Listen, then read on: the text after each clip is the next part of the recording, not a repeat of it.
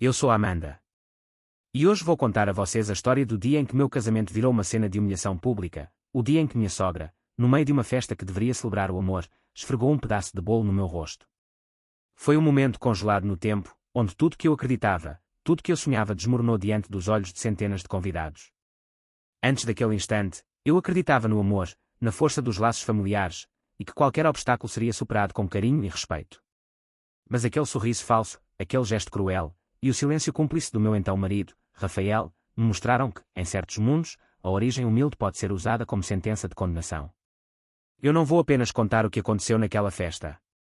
Quero revelar todos os segredos, as traições veladas, as palavras não ditas e os planos por trás de uma cerimônia que parecia um conto de fadas, mas que se transformou em um verdadeiro campo de batalha emocional. Antes de começar, conte para a gente nos comentários, você está nos assistindo de qual cidade? Aproveite o vídeo e prepare-se para uma história que vai mexer com seus sentimentos.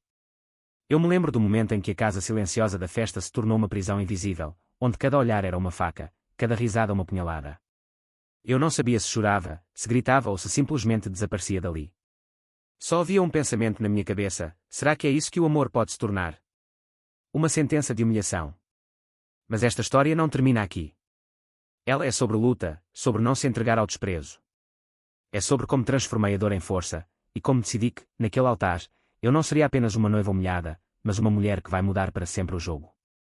Venha comigo nessa jornada. Desde pequena, minha vida não foi nada do que eu sonhava. Perdi meus pais cedo demais e cresci sob os cuidados do meu tio Marcos, um homem simples, mas com um coração gigantesco. Ele me ensinou que, mesmo de onde viemos, podemos conquistar o que quisermos, desde que a gente nunca perca a dignidade. Eu carregava comigo o sonho de uma vida melhor, daquelas que eu via nas revistas, onde o amor e o respeito andam de mãos dadas. Por isso, quando conheci Rafael, achei que tudo finalmente faria sentido. Rafael era o oposto do mundo que eu conhecia. Filho de uma família poderosa, donos de uma das maiores construtoras do estado, ele tinha tudo que eu nunca tive: dinheiro, status, segurança. Mas, no começo, ele não me via como uma mulher de origem humilde, via sim o meu sonho, a minha essência. Nosso encontro foi casual, num projeto de condomínio luxuoso onde eu cuidava do paisagismo e ele acompanhava as obras. Aquele olhar dele, misto de surpresa e admiração, fazia meu coração disparar como nunca. Em meio àquele mundo de mármore e luxo, senti a esperança florescer no meu peito. Porém, no namoro rápido e intenso, começaram as sombras. Rafael era doce, mas a pressão do nome poderoso que carregava fazia seus olhos brilharem com uma dúvida que ele não queria mostrar. Para mim, cada gesto dele era um pedaço de carinho que colava às fendas da minha infância difícil. Mas a chegada ao mundo dos bastos era um mergulho no desconhecido, e nada ali era tão simples quanto parecia. Lembro do primeiro dia em que pisei naquela mansão cercada por colunas de mármore branco e empregados uniformizados. Selma, minha futura sogra, me olhou como se eu fosse uma intrusa numa festa das elites. Foi naquele instante que compreendi o peso do preconceito. Nunca pensei que minha profissão, paisagista, que para mim representava criatividade e calma, fosse tratada como sinônimo de jardineira. Cada palavra dela era um soco no estômago, cada sorriso falso, uma arma de humilhação silenciosa. Rafael apenas olhava, preso entre o amor por mim e a lealdade à família, sua expressão dividida entre culpa e impotência. Passei noites a fio questionando meu valor, enquanto as palavras "você veio do nada" ecoavam na minha mente. Senti que o casamento, que deveria ser o início de uma vida juntos, já carregava nos ombros um peso enorme, o abismo social e o desprezo velado. Meu tio Marcos, comigo no apartamento antigo no bairro de Santo Antônio, era a única voz que conseguia acalmar meu coração. Ele não aceitava aqueles olhares de superioridade, e tinha um plano que ninguém mais poderia imaginar. Mas mesmo com seu apoio, a dúvida corroía minhas certezas. Rafael me pediu em casamento, e apesar do frio na barriga, eu acreditei que o amor venceria todas as diferenças. Só que o verdadeiro teste mal havia começado. Naquele momento, eu não era só Amanda, eu era o símbolo de uma luta silenciosa entre mundos que se chocavam, entre orgulho e submissão, entre esperança e medo. A dor de ser rejeitada por quem deveria amar, e ainda por cima ser desrespeitada na frente de todos, só crescia a cada dia. No entanto, foi esse sofrimento que começava a moldar a mulher que eu me tornaria, forte, determinada, pronta para enfrentar não só uma família, mas uma sociedade inteira. A jornada apenas começava, e os próximos capítulos guardavam forças, traições e revelações que mudariam tudo. E foi assim, entre sonhos despedaçados e coragem nascida da dor, que me preparei para o que viria. Porque o que parecia um conto de fadas, escondia um campo de batalha onde só a verdade e a força venceriam. A tensão começou a aumentar lentamente, como uma tempestade silenciosa que se forma no horizonte, até que o clima na casa dos Bastos se tornou insuportável. Cada visita me aparecia mais uma prova, um julgamento onde cada gesto e palavra eram pesados e avaliada quase como um crime. Selma, a mãe de Rafael, nunca escondeu seu desdém. Seus olhos frios e sorrisos enviesados carregavam uma reprovação que me consumia aos poucos. Lembro de uma ocasião clara, durante um jantar formal na mansão. Selma dirigiu-se a mim com aquele tom que misturava condescendência e ressentimento, paisagista, hein? Isso é coisa de jardineira, não de mulher de verdade. Aquelas palavras, ditas com desdém, perfuraram meu peito, mas contive as lágrimas. Rafael, ao meu lado, permanecia em silêncio, dividido entre o amor que sentia por mim e a obrigação silenciosa de se alinhar à família. Seus olhos evitavam os meus, e em seu rosto eu via uma batalha entre vontade e medo. Com o tempo, as críticas tomaram formas mais sutis, mas não menos cruéis. Eu e Rafael fomos informados de que não deveríamos esperar qualquer ajuda financeira para nos casar. Se querem essa união, que a bancam sozinhos, disse Selma, com um sorriso gelado que congelava qualquer esperança. Parecia que era um teste cruel para que eu deixasse de sonhar, uma maneira de impor que eu me mantivesse em meu lugar, inferior, sem direito a nada. Nas reuniões para organizar o casamento, tudo era vigiado e controlado por eles. Quando Selma se ofereceu para ajudar na escolha do vestido e dos acessórios, percebi que ser ajudada era apenas mais um jogo para me humilhar. Ela escolhia os modelos mais ultrapassados, os tecidos mais baratos, apenas para me rebaixar na frente das vendedoras e amigos. Sua amiga ao lado, uma mulher tão arrogante quanto ela, ria com uma superioridade que me fazia sentir um peso insuportável no peito. Foi nesses momentos que o silêncio de Rafael doía mais do que qualquer palavra. Ele evitava confrontar os pais, amarrado por um código invisível que parecia mais forte que o amor que me dizia sentir. Às vezes, ele tentava-me consolar, prometendo que as coisas melhorariam depois do casamento, mas sua voz soava frágil e cheia de dúvidas. No apartamento de Rafael, enquanto ele me pedia para cortar gastos, questionando até os detalhes do que eu queria para a festa, eu via o homem que amava se transformar. Ou talvez revelar seu verdadeiro eu, acorrentado à pressão dos pais e ao legado que carregava. Minha mente patrulhava todos os cantos daquele dilema, a ferida da rejeição, a frustração da impotência e o medo crescente de perder o pouco que tinha. Mas era também o momento em que a semente da resistência começou a brotar. Nas poucas e raras conversas com meu tio Marcos, a chama da coragem era reacendida. Ele viu naquela batalha uma oportunidade, não apenas para defender sua sobrinha, mas para derrubar as paredes que me aprisionavam. Enquanto enfrentava esse turbilhão emocional, outras vozes surgiam ao meu redor, a amiga de infância que tentava me apoiar dizendo que eu merecia mais, o fiel assistente do tio, que organizava os preparativos com cuidado quase militar, e até mesmo convidados que ouviam as fofocas, confinados à zona cinzenta entre a simpatia e o escândalo. Cada passo para frente parecia uma luta contra o vento, e a cada humilhação sofrida, eu sentia na pele não só o peso da rejeição familiar, mas um chamado silencioso para me fortalecer. Mas a tempestade ainda não havia alcançado seu ápice. Aquela batalha de olhares, palavras e silêncios estava apenas aquecendo o palco para o confronto final. E no próximo capítulo, vocês vão conhecer o plano de Marcos, um plano que não só prometia enfrentar a família Bastos de igual para igual, mas que também mudaria para sempre o rumo daquela história. Naquele momento em que tudo parecia desmoronar ao meu redor, quando o peso das humilhações e o silêncio cúmplice de Rafael ameaçavam me destruir, apareceu uma figura inesperada, meu tio Marcos. Um homem simples na aparência, mas com um olhar que transbordava determinação e uma força silenciosa que eu nunca tinha visto antes. Marcos não era apenas o tio que me criou, era o meu porto seguro, a âncora que me mantinha firme em meio à tempestade.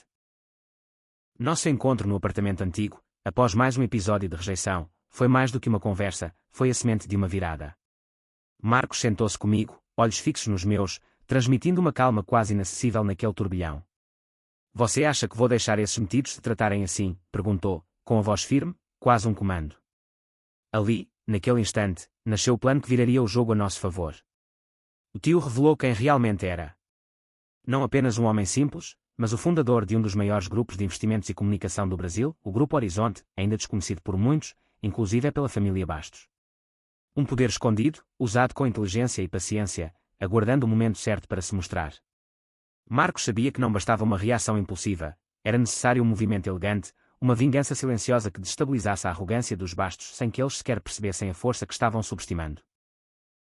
Ele tomou para si a missão de financiar um casamento tão grandioso, tão luxuoso, que seria impossível ignorar. Mas faria isso de forma que pareceria uma festa simples, um presente carinhoso, sem revelar a verdadeira origem daquele poder. Enquanto cuidava dos preparativos, Marcos não era apenas um financiador, era um estrategista. Ao meu lado, acendia uma chama de esperança e fortalecia minha autoestima dilacerada. Cada detalhe da festa, desde o clube escolhido às flores, da decoração até a música ao vivo, refletia não apenas riqueza, mas também a força de quem se recusa a ser subjugado. Era um testemunho silencioso da minha dignidade reconstruída. No meio disso, surgiam personagens que enriqueceram essa trama: assessores de casamento atenciosos, decoradores apaixonados pelo projeto Jardim dos Sonhos, e até mesmo convidados discretos, cujos olhares de admiração começavam a quebrar o silêncio pesado que cercava nossa história. Cada um, à sua maneira, ajudava a construir a teia que Marcos havia criado para transformar aquele que seria apenas mais um casamento em um evento inesquecível. Mas enquanto a festa ganhava forma, a guerra não estava encerrada. A família Bastos sentia que algo escapava ao seu controle, e a crescente desconfiança acelerava as tensões em Rafael, que oscilava entre a vontade de celebrar e o medo do confronto inevitável. Naquele momento, eu não era mais apenas uma noiva ansiosa, eu era parte de um jogo maior, o símbolo de uma resistência que não podia mais ser silenciada. Marcos estava comigo, silencioso, firme, a rocha no meu caminho tumultuado. E o que aconteceu no dia do casamento? Como a festa que ele organizou se transformou no palco da maior humilhação pública e da mais poderosa reviravolta? Essa história, meus amigos, você vai descobrir no próximo capítulo. Pois é ali, naquele altar, que todas as máscaras caíram, e a verdadeira força, a minha força, finalmente brilhou. O dia do casamento amanheceu com uma mistura de beleza e tensão no ar. O céu, impecavelmente azul, parecia contrastar com o turbilhão que fervilhava dentro de mim. Na suíte presidencial do hotel, a transformação começou. Maquiadores, cabeleireiros e estilistas trabalhavam em mim, mas enquanto a superfície se tornava perfeita, o meu coração se apertava a cada segundo que se aproximava do momento. Eu não era mais só Amanda, eu precisava ser uma guerreira pronta para enfrentar uma batalha invisível.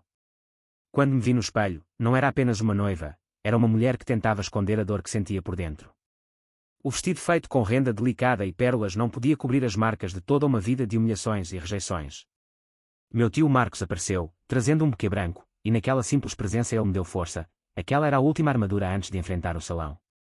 A cerimônia no Recanto das Palmeiras foi um espetáculo de luxo e rigidez social. Os convidados. 200 rostos que eu mal conhecia, observavam silenciosos, muitos com aquela expressão indecifrável entre curiosidade e julgamento.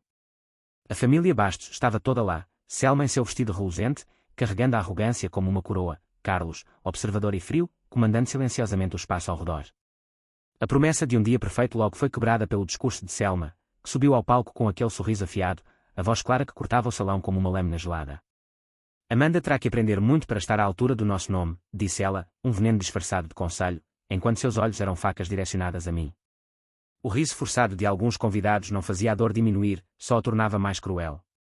E então, o momento que congelou meu tempo, Selma tomou o bolo da minha mão, anunciando que eu deveria comer a primeira fatia, não é um gesto de gentileza, mas para humilhar.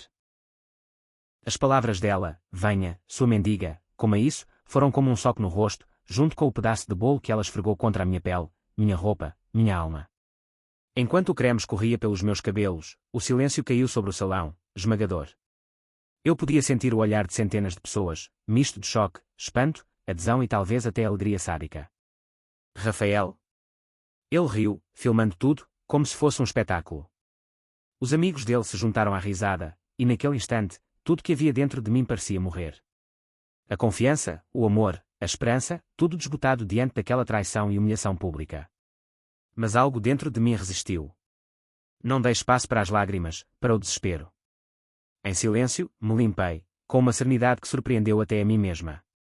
Saí caminhando lentamente, deixando atrás de mim o rastro branco de glacê, consciente de que aquele momento não seria meu fim, e sim, um novo começo. Voltei para o camarim dos noivos, aquela pequena sala reservada e silenciosa onde só restava eu e minhas dúvidas. Até que a voz firme do meu tio Marcos me chamou, ele me encontrou ali, não com pena, mas com força para me levantar. Você é filha de pessoas fortes, Amanda. Nunca abaixe a cabeça para gente mesquinha, disse ele, e naquela voz calma nasceu uma chama nova. A raiva, a dor, a força e a dignidade começaram a se alinhar dentro de mim, fixando um propósito inquebrantável. O que aconteceu a seguir mudou para sempre o rumo da noite, minha decisão de voltar, minha voz cortando o silêncio do salão, minhas palavras dirigidas exatamente a quem precisava ouvir. O desmascarar do jogo de poder, a revelação que derrubou os Bastos e mostrou quem eu realmente era, ao lado do poder escondido do meu tio. E aquela festa que começara com humilhação se tornou o palco da maior reviravolta da minha vida. Mas essa virada, esse desfecho, é a história que vou contar a seguir. Porque nem todo conto de fadas termina no altar, o verdadeiro final se constrói com coragem diante das adversidades. O desmaio de Selma no salão não foi apenas um instante de fragilidade física, mas o símbolo da queda de uma máscara que, por tanto tempo, escondeu a verdadeira face daquela família poderosa. O silêncio que se seguiu ao caos dava lugar a uma tensão palpável. Os olhares que antes carregavam arrogância agora estavam cheios de incredulidade e medo. Carlos segurava os braços da cadeira como se tentasse se prender a alguma coisa, talvez à dignidade que já começava a escorrer pelas rachaduras da sua própria realidade. Enquanto tudo isso acontecia, dentro de mim, um misto de emoções conflitantes tomava conta, a revolta pela humilhação pública, a tristeza pela traição do homem que eu amava, ao mesmo tempo, uma estranha sensação de alívio. A verdade enfim estava exposta, e eu podia começar a me libertar daquela prisão invisível que a família Bastos havia imposto sobre mim. Rafael estava ali, parado, o sorriso falso totalmente desfeito. Nos seus olhos, eu via pela primeira vez o peso do que tinha perdido, não o dinheiro, não o status, mas algo que estava muito além dessas coisas, o amor verdadeiro. Ele me procurou, hesitante, pedindo uma chance de consertar tudo, de recomeçar. Mas eu sabia que não podia mais confiar em alguém que ria da minha dor, que silenciava enquanto eu sofria humilhação. As conversas que vieram depois foram frias e rápidas. O processo de divórcio aconteceu em tempo recorde, um capítulo encerrado quase que sem contestação. Eu recuperei meu nome de solteira, Amanda Pereira, e com ele, um pedaço da minha identidade que havia sido ameaçado. A distância era meu escudo, minha forma de preservar o que restava de dignidade. Enquanto isso, Marcos não buscava vingança por impulso, mas por justiça. Com a sagacidade de quem conhece o jogo do poder, ele negociou uma reestruturação na Bastos Engenharia. Uma liderança podre foi removida e a empresa, antes símbolo de controle e arrogância, passou a ter seu futuro nas mãos de outros. Para Carlos, isso foi como entregar uma parte da alma, perder o controle mesmo sobre o que construiu era, para ele, mais doloroso que uma falência financeira. Selma, por sua vez, sumiu do convívio social, isolada em sua própria crise nervosa, castigada não por uma sentença pública, mas pela perda do status e das máscaras. O silêncio dela ecoava mais do que qualquer grito poderia. No meio desse cenário de destruição, eu encontrei espaço para crescer. A liberdade, ainda que custosa, me deu a chance de reconstruir minha vida. A sensação de vazio foi substituída pela sensação de potência, a certeza de que não precisava de sobrenome, dinheiro ou aprovação para ser alguém. E esse renascimento não aconteceu sozinho. Amigos antigos que ficaram do meu lado, colegas que passaram a me enxergar com outros olhos, e meu tio Marcos, sempre ao meu lado, foram os pilares dessa nova fase. A dor da separação, o luto pelo que foi perdido, deram lugar à força para seguir em frente com a cabeça erguida. Agora, ao olhar para o futuro, sei que cada cicatriz carrega uma lição, cada lágrima derramada me ensinou sobre amor próprio e respeito. Não há mais espaço para quem tenta me diminuir, para quem mede valor pela conta bancária ou pela influência social. E assim, fechamos este capítulo, mas o livro da minha vida segue aberto. No próximo momento da minha história, vou mostrar como a verdadeira vitória é aquela que se conquista a partir da liberdade e da autêntica reconstrução de si mesma. Você está pronto para acompanhar essa jornada de renascimento? Acompanhe comigo no próximo e último capítulo.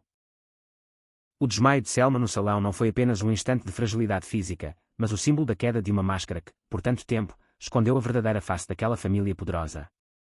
O silêncio que se seguiu ao caos dava lugar a uma tensão palpável.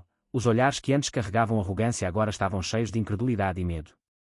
Carlos segurava os braços da cadeira como se tentasse se prender a alguma coisa, talvez à dignidade que já começava a escorrer pelas rachaduras da sua própria realidade. Enquanto tudo isso acontecia, dentro de mim, um misto de emoções conflitantes tomava conta, a revolta pela humilhação pública, a tristeza pela traição do homem que eu amava, ao mesmo tempo, uma estranha sensação de alívio. A verdade enfim estava exposta, e eu podia começar a me libertar daquela prisão invisível que a família Bastos havia imposto sobre mim. Rafael estava ali, parado, o sorriso falso totalmente desfeito. Nos seus olhos, eu via pela primeira vez o peso do que tinha perdido, não o dinheiro, não o status, mas algo que estava muito além dessas coisas, o amor verdadeiro. Ele me procurou, hesitante, pedindo uma chance de consertar tudo, de recomeçar. Mas eu sabia que não podia mais confiar em alguém que ria da minha dor, que silenciava enquanto eu sofria humilhação. As conversas que vieram depois foram frias e rápidas. O processo de divórcio aconteceu em tempo recorde, um capítulo encerrado quase que sem contestação. Eu recuperei meu nome de solteira, Amanda Pereira, e com ele, um pedaço da minha identidade que havia sido ameaçado. A distância era meu escudo, minha forma de preservar o que restava de dignidade. Enquanto isso, Marcos não buscava vingança por impulso, mas por justiça. Com a sagacidade de quem conhece o jogo do poder, ele negociou uma reestruturação na Bastos Engenharia. Uma liderança podre foi removida e a empresa, antes símbolo de controle e arrogância, passou a ter seu futuro nas mãos de outros. Para Carlos, isso foi como entregar uma parte da alma, perder o controle mesmo sobre o que construiu era, para ele, mais doloroso que uma falência financeira. Selma, por sua vez, sumiu do convívio social, isolada em sua própria crise nervosa, castigada não por uma sentença pública, mas pela perda do status e das máscaras. O silêncio dela ecoava mais do que qualquer grito poderia. No meio desse cenário de destruição, eu encontrei espaço para crescer. A liberdade, ainda que custosa, me deu a chance de reconstruir minha vida. A sensação de vazio foi substituída pela sensação de potência, a certeza de que não precisava de sobrenome, dinheiro ou aprovação para ser alguém. E esse renascimento não aconteceu sozinho. Amigos antigos que ficaram do meu lado, colegas que passaram a me enxergar com outros olhos, e meu tio Marcos, sempre ao meu lado, foram os pilares dessa nova fase. A dor da separação, o luto pelo que foi perdido, deram lugar à força para seguir em frente com a cabeça erguida. Agora, ao olhar para o futuro, sei que cada cicatriz carrega uma lição, cada lágrima derramada me ensinou sobre amor próprio e respeito. Não há mais espaço para quem tenta me diminuir, para quem mede valor pela conta bancária ou pela influência social. E assim, fechamos este capítulo, mas o livro da minha vida segue aberto. No próximo momento da minha história, vou mostrar como a verdadeira vitória é aquela que se conquista a partir da liberdade e da autêntica reconstrução de si mesma. Você está pronto para acompanhar essa jornada de renascimento? Acompanhe comigo no próximo e último capítulo. O desmaio de Selma no salão não foi apenas um instante de fragilidade física, mas um símbolo da queda de uma máscara que ocultava a verdadeira face da família Bastos. O silêncio que se seguiu ao caos transformou-se numa tensão carregada, olhares outrora arrogantes agora expressavam incredulidade e medo. Carlos, segurando os braços da cadeira, parecia tentar agarrar a dignidade que lentamente escapava diante da realidade que se desfazia. Dentro de mim, sentimentos conflitantes se entrelaçavam, a revolta pela humilhação pública, a tristeza pela traição do homem que eu amava, e, paradoxalmente, um alívio silencioso. Finalmente a verdade jazia exposta, permitindo-me iniciar a libertação dessa prisão invisível que a família Bastos impusera. Rafael estava ali, imóvel, o sorriso falso desfeito. Vinha nos olhos dele o peso da perda, não de riqueza ou prestígio, mas do amor verdadeiro. Hesitante, pediu-me uma chance para reparar e recomeçar, mas eu sabia que não podia mais confiar naquele que rira da minha dor e silenciara diante da minha humilhação. O divórcio transcorreu rápido, sem contestações, recuperei meu nome, Amanda Pereira, e com ele, a identidade ameaçada. A distância virou escudo, preservando a dignidade sobrevivente. Enquanto isso, Marcos, meu tio, não buscava vingança cega, mas justiça estratégica. Com sagacidade reverenciada, conduziu a reestruturação da Bastos Engenharia, uma liderança corrupta foi removida, e o futuro da empresa passou a mãos confiáveis. Para Carlos, perder o controle daquilo que criou foi mais doloroso que falência. Selma se fechou do convívio social, isolada em crises nervosas, punida pela perda do status e máscaras. Seu silêncio ecoava mais alto que gritos. Em meio à destruição, encontrei espaço para crescer. A liberdade, custosa, me deu a oportunidade de reconstrução. O vazio deu lugar à força. A certeza que não dependo de sobrenome, dinheiro ou validação alheia. Esse renascimento não foi solitário. Amigos leais, colegas que passaram a enxergar o meu valor, e o tio Marcos, sempre ao meu lado, foram pilares fundamentais. A dor da separação tornou-se força para seguir erguida, cabeça erguida. Agora, olhando ao futuro, sei que cada cicatriz é lição, cada lágrima vincula aprendizado sobre amor próprio e respeito. Não há lugar para quem diminui. Fechamos este capítulo, mas meu livro segue aberto. No próximo eu revelarei como a vitória verdadeira nasce da liberdade e da reconstrução autêntica. Pronto para acompanhar essa jornada de renascimento? Venha comigo no próximo capítulo. O desmaio de Selma no salão não foi apenas um instante de fragilidade física, mas o símbolo da queda de uma máscara que, por tanto tempo, escondeu a verdadeira face daquela família poderosa. O silêncio que se seguiu ao caos dava lugar a uma tensão palpável. Os olhares que antes carregavam arrogância agora estavam cheios de incredulidade e medo. Carlos segurava os braços da cadeira como se tentasse se prender a alguma coisa, talvez à dignidade que já começava a escorrer pelas rachaduras da sua própria realidade. Enquanto tudo isso acontecia, dentro de mim, um misto de emoções conflitantes tomava conta, a revolta pela humilhação pública, a tristeza pela traição do homem que eu amava, ao mesmo tempo, uma estranha sensação de alívio. A verdade enfim estava exposta, e eu podia começar a me libertar daquela prisão invisível que a família Bastos havia imposto sobre mim. Rafael estava ali, parado, o sorriso falso totalmente desfeito.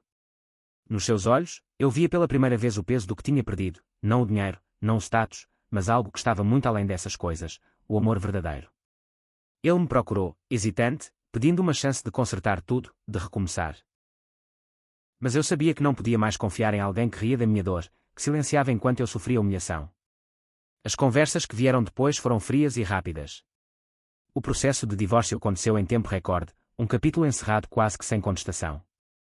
Eu recuperei meu nome de solteira, Amanda Pereira, e com ele, um pedaço da minha identidade que havia sido ameaçado.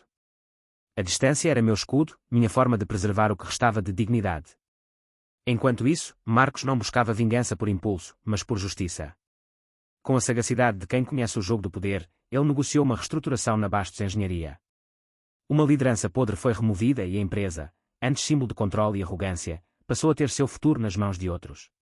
Para Carlos, isso foi como entregar uma parte da alma, perder o controle mesmo sobre o que construiu era, para ele, mais doloroso que uma falência financeira.